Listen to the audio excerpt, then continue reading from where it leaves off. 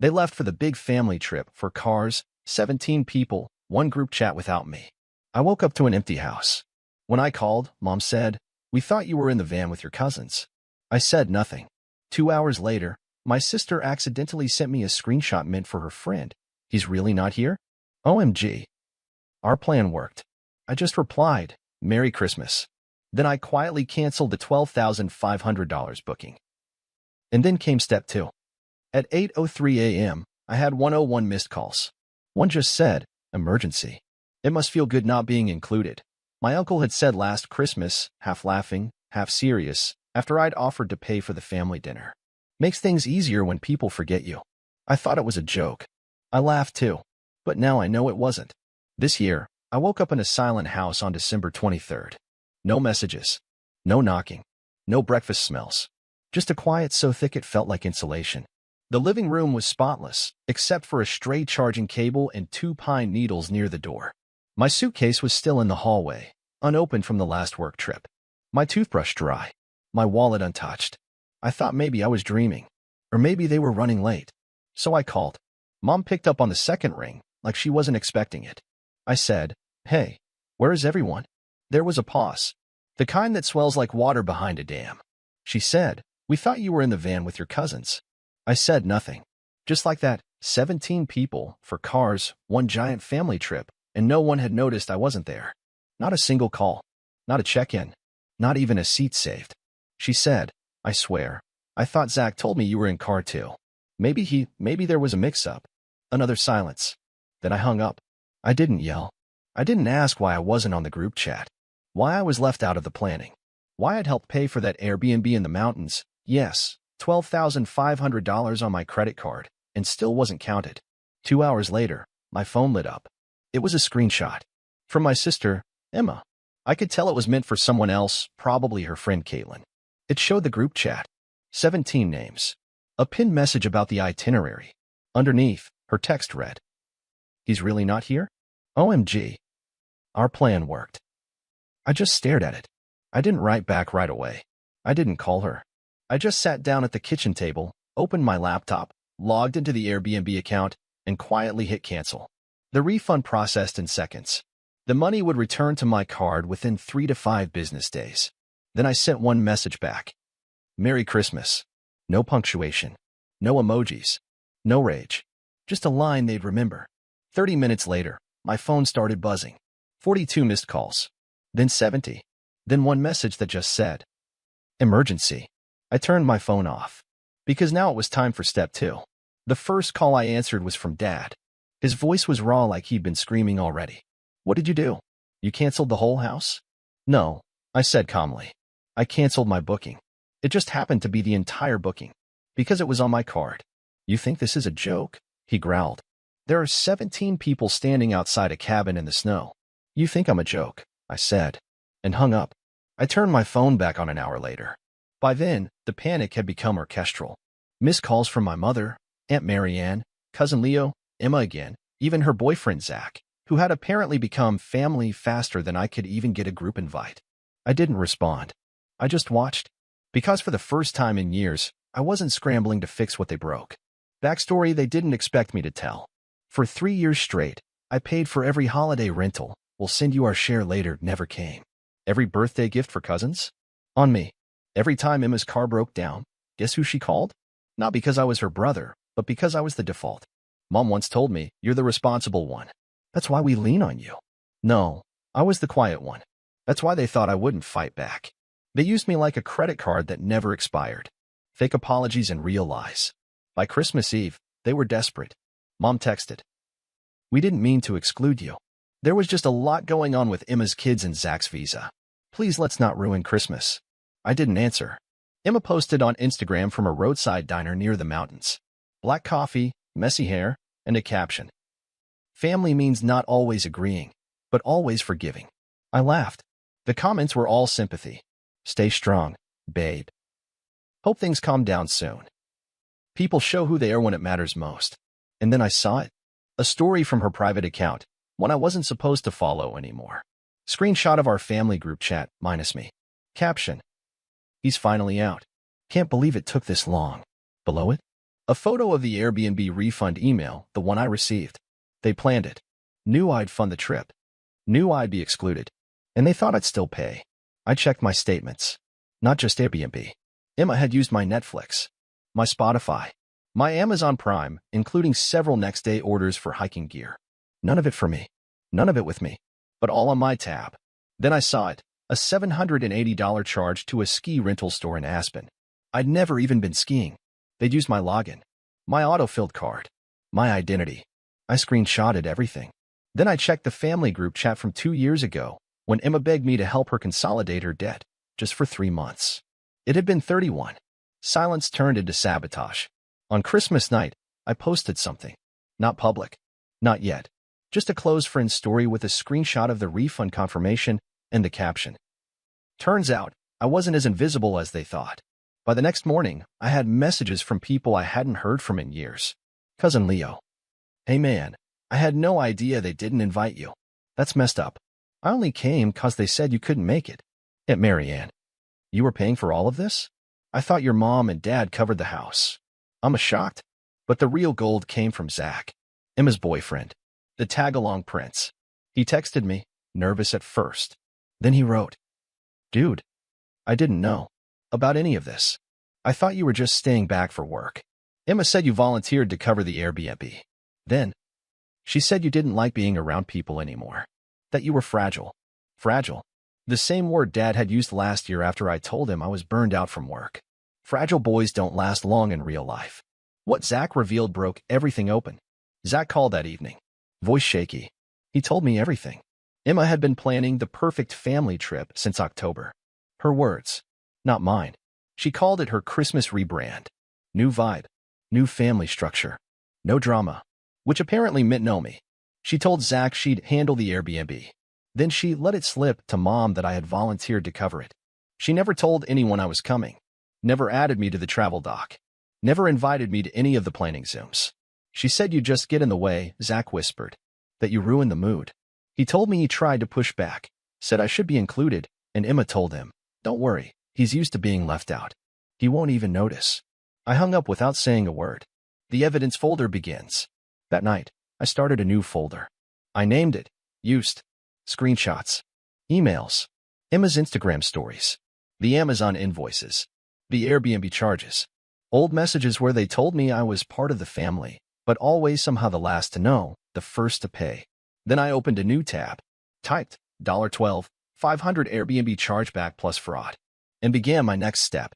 They thought I was gone, that I'd sulk in silence like I always did, that I'd retreat to my little apartment with my half-finished puzzles and unspoken grudges and let them celebrate without interruption. They were wrong. Because while they were hiking through snow trails and smiling for photos and coordinated flannels, I was already 10 steps ahead. And I knew where they were. How? Because Emma, brilliant strategist that she is, had forgotten that my Spotify account was still logged into her phone. She'd been using my premium for months, no ads, unlimited skips. But more importantly, it showed me her GPS pin. I watched her move across the map in real time. The cabin, the store, the trails, and then the Christmas dinner reservation. 7 p.m., Mountain Hearth Lodge, Aspen Room. I booked a table. Same lodge. 1 hour earlier. I packed my laptop, the folder marked, Used, a printed stack of every transaction from my card, and my phone with the screenshots queued up. I threw on a suit I hadn't worn since my last job interview and drove up the mountain in silence. Just me, the engine, and the fury. 7 p.m., the Aspen Room. They were already seated when I arrived. 4 tables pushed together. 17 people. The real family. My seat, of course, was empty. I watched from across the room for a moment. Mom was smiling nervously. Dad was pouring wine like a senator.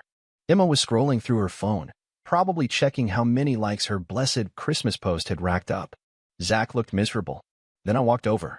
Dead quiet. Forks froze midair. I started. Someone, I think it was Aunt Julia, muttered, "Oh no." "Hey everyone," I said cheerfully. "I heard we were doing Christmas dinner." No one spoke.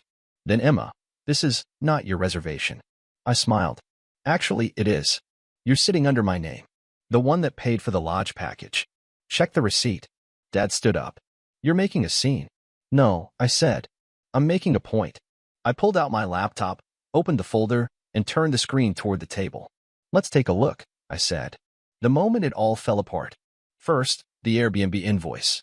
My name. My card. $12,500. Then the refund confirmation. Timestamped. Then the text from Emma. He's really not here? OMG. Our plan worked. Emma tried to speak. I held up my hand. Then we have the Amazon orders. Hiking gear, ski boots, Emma's new parka, all on my Prime. Next, Netflix, Spotify, Uber, all me. I turned to my parents. Here's your grocery delivery receipts. The ones you said came from your pension. That's funny. This card says otherwise. Then I pulled out the final sheet. A single, printed screenshot. It was Emma's private story. He's finally out. Can't believe it took this long. Dead silence. Mom looked like she'd swallowed glass. Dad clenched his jaw so tight I thought he might crack a tooth. Zach. Zach stood up slowly, cleared his throat, and said, Yeah, I'm done. Emma turned. What? You're seriously? He held up a hand. I tried to give you the benefit of the doubt. But this is cruel. You used him. Lied to all of us. And for what? A photo op. She stammered. You don't understand.